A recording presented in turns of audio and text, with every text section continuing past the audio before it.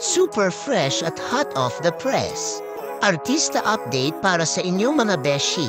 Isang nakakatuwang surpresa ang inihandog ni Tony Gonzaga Soriano sa kanyang mga fans nang ishare niya ang kanilang Christmas photoshoot sa bahay. Sa caption niya, sabi ni Tony, "Sharing with you our Christmas photoshoot at home. I'm dreaming of a white Christmas and Randy Lazaro made it happen. You're the best. Randy, napaka-elegante ng setup. Parang nasa winter wonderland kahit nasa Pilipinas." Ipinakita ni Tony na kahit simple at intimate lang. Pwedeng gawing special ang Pasko basta may creativity at puso. At walang duda, Tony Gonzaga Soriano knows how to keep it festive and chic. Sa kanyang Christmas photo shoot na pinangunahan ni Randy Lazaro, parang dinadala tayo sa isang white Christmas fairy tale.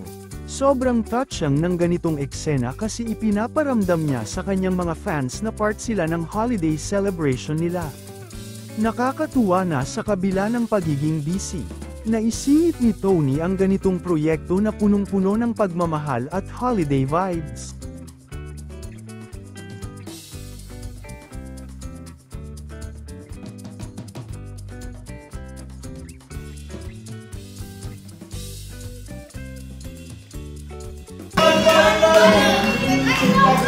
Chika,